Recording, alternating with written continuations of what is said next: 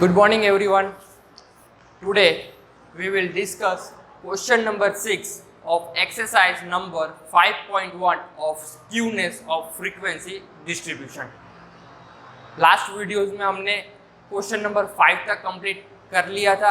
अब हम देखेंगे क्वेश्चन नंबर 6. बहुत इजी सम है, ठीक है. देखते हैं क्या लिखा हुआ है क्वेश्चन में. The monthly consumption of cotton, ठीक है, मंथली कंजम्पशन दिया हुआ है कॉटन का in 1000 bales of 35 cotton mills, यानी कि 35 जो है वो हमारा टोटल नंबर ऑफ ऑब्जर्वेशन है, is as follows. Using this find skewness and its coefficient और by Karl Pearson method state the type of skewness. बहुत सिंपल सम है. कहा यह है कि कंजम्पशन दिया हुआ है कॉटन का, ठीक है, नंबर ऑफ मिल्स दे के रखा है 35 is our total number of frequency. Okay, skewness find करना है और कोफिशिएंट ऑफ स्क्यूनेस फाइंड करना है according to Karl Pearson method, और उसका टाइप बताना है वेदर इट इज पॉजिटिव और नेगेटिव. चलिए शुरू करते हैं. सम बहुत इजी है, ज़्यादा डिफिकल्ट नहीं है. सबसे पहले हम क्या करेंगे, कंटिन्यूअस फ्रीक्वेंसी दिया हुआ है. अगर यहाँ पे डेटा को थोड़ा एनालाइज करें तो यहाँ पे हर क्लास डिफरेंट साइज का है. यहाँ पे 0 to 2, यहाँ पे 2 to 6, यहाँ पे डिफरेंस 2 का है, यहाँ पे डिफरेंस 4 का है, देन यहाँ पे 6 का, यहाँ पे 8 का, देन अगेन यहाँ पे 2 का डिफरेंस है. Then it means unequal class length दे के रखी है.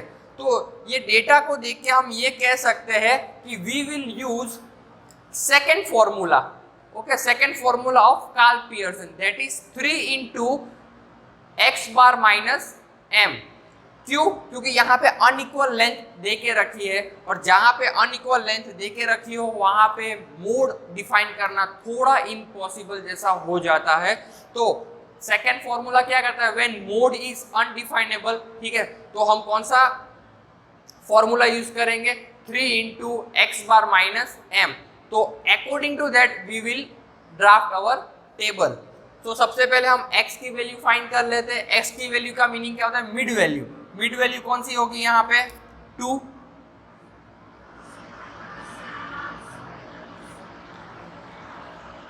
0 plus 2 divided by 2 that is 1.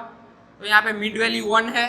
यहाँ पे 6 plus 2 divided by 2 that means 8 by 2 that is 4. ठीक है, यहाँ पे 12 प्लस 6 कितना होगा, 18 divided by 2 that is 9.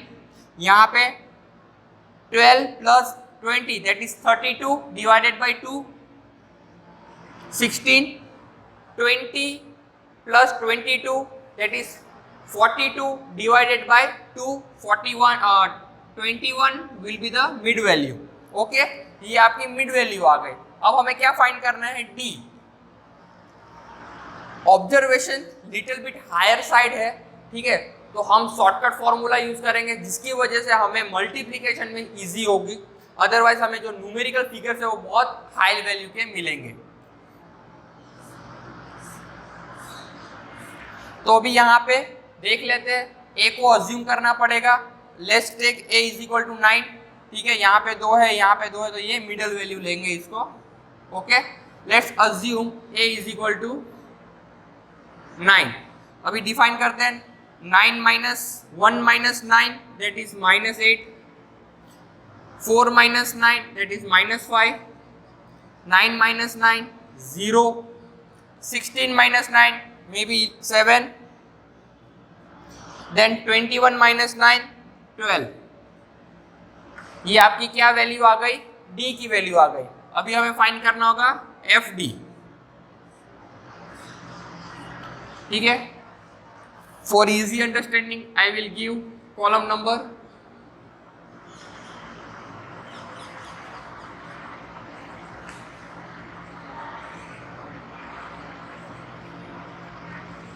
So in this table we are preparing total 7 columns. Okay, because we are going to find median, and for that we require cumulative frequency. So for that we have prepared cumulative frequency column.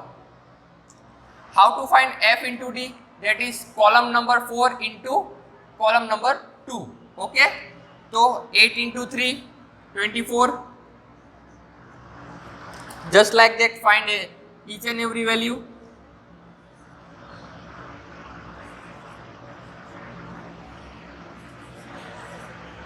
At the end we will sum up.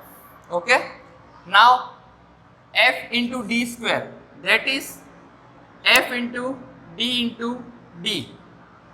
In other words, we can say that multiply column number 5 into column number 4, we will get f into d square.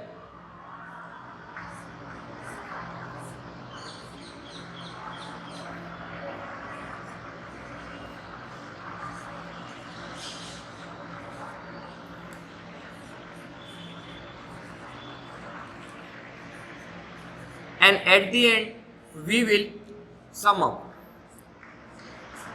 After putting the numbers, find summation of fd and summation of fd square, that is 46 and 1462. We can solve this problem by using our normal method. Okay, but in that case we will get some values higher, so it is better to use shortcut method. Now cumulative frequency 3, 13, 20, 32 and 35. So here total number of observation, that is some sigma f is equal to n is equal to 35, already given in the question.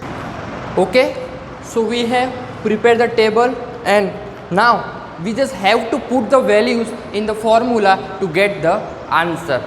So सबसे पहले हम find करते हैं mean, then median, then standard deviation, then जो भी ये तीनों में से वैल्यू मिली है उसको जस्ट क्यूनेस के फॉर्मूला में पुट करना है और आपका आंसर आ जाएगा. सो अभी मीन का वैल्यू कैसे फाइंड करेंगे? तो फॉर्मूला है X bar is equal to A plus summation of F D divided by N. A हमने क्या अज्यूम किया है यहाँ पे 9 और उसके साथ जो सिग्मा एफ डी है उसकी वैल्यू कितनी है 46. ठीक है, और एन की वैल्यू क्या है 35. तो 9 प्लस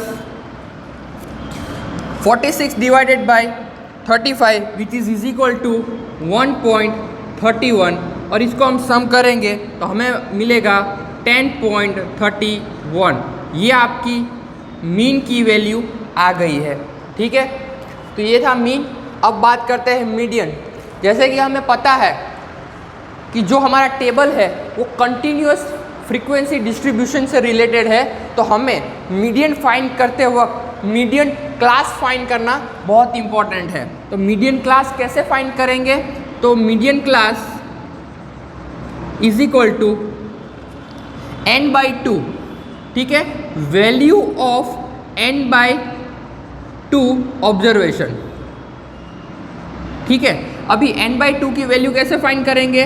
तो n की वैल्यू 35 है, उसको डिवाइडेड बाई 2 कर दो तो हमें वैल्यू मिलेगी 35 divided by 2 is equal to 17.5. ठीक है, अभी ये जो 17.5 है इस वैल्यू को हमें कंपेयर करना है क्यूमुलेटिव फ्रीक्वेंसी के साथ. तो कहाँ पे 17 फॉल हो रहा है तो वो देखना पड़ेगा. 13 और 20 के बीच में 17.5 की वैल्यू फॉल हो रही है. ठीक है, और जो मैक्सिमम वैल्यू है नियर टू 17.5 हमें वो क्यूमुलेटिव फ्रीक्वेंसी को कंसीडर करना है. तो यहाँ पे 20 है तो 20 के अगेंस्ट पे कौन सा क्लास है 6, 12. ओके, तो हमारा जो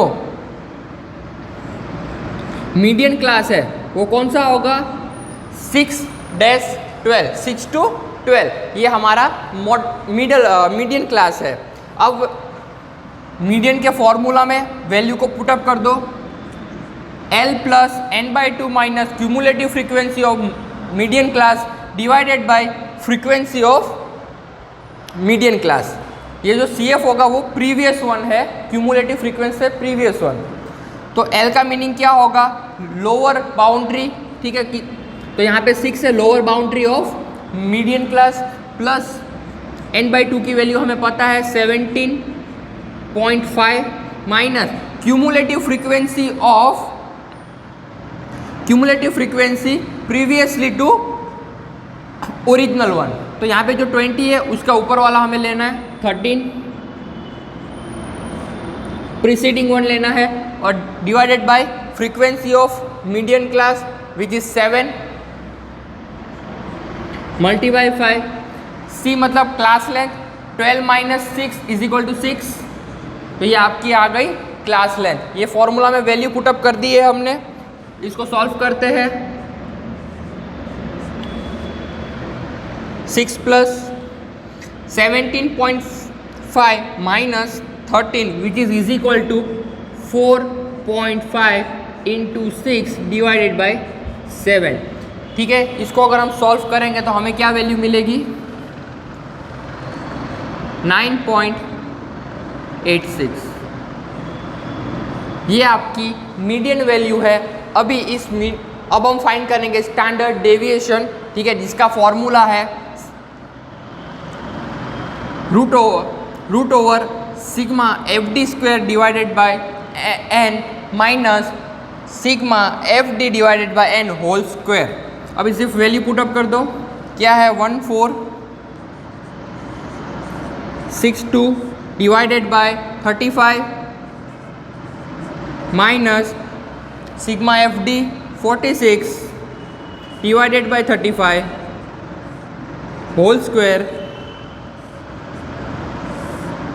ठीक है। 1462 divided by 35 which is equal to 41.77, और ये जो 46 बाय 35 है वो 1.31 होल स्क्वायर।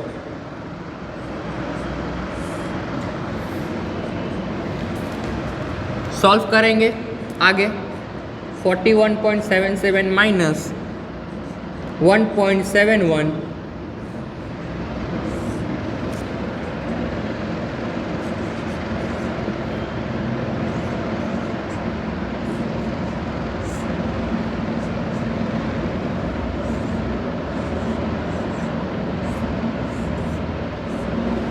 तो ये आपकी वैल्यू आ गई स्टैंडर्ड डेविएशन की 6.33। अभी जस्ट हमें वैल्यू पुटअप करनी है टू फाइंड द स्क्यूनेस, ठीक है। स्क्यूनेस का फॉर्मूला क्या है, 3 into X bar minus M. 3 x बार की वैल्यू हमको मिली 10.31 माइनस मीडियन की वैल्यू हमें मिली है 9.86।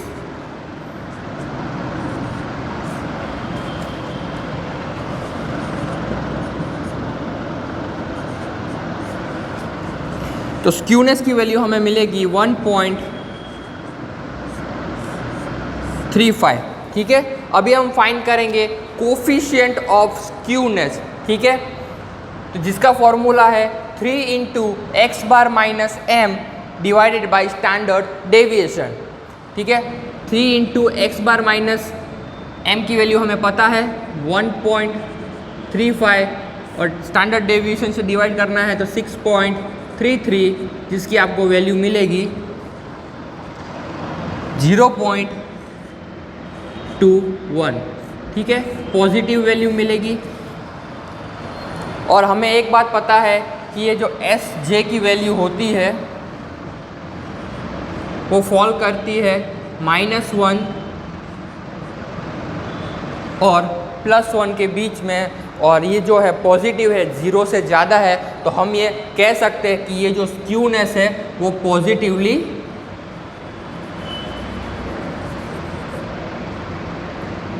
स्क्यूड है, ठीक है। ये आपका पूरा सम था। सबसे पहले हमने क्या किया, as per the requirements of the formula we have prepare the table, then we put the values from the table, then at the end we find the skewness according to Karl Pearson method. और जो भी answer आपको coefficient से मिल रहा है उसके हिसाब से हम कह सकते हैं कि whether the skewness is positive और negative according to our question, और we get the answer, the ultimate answer is positively skewed. Okay, thank you.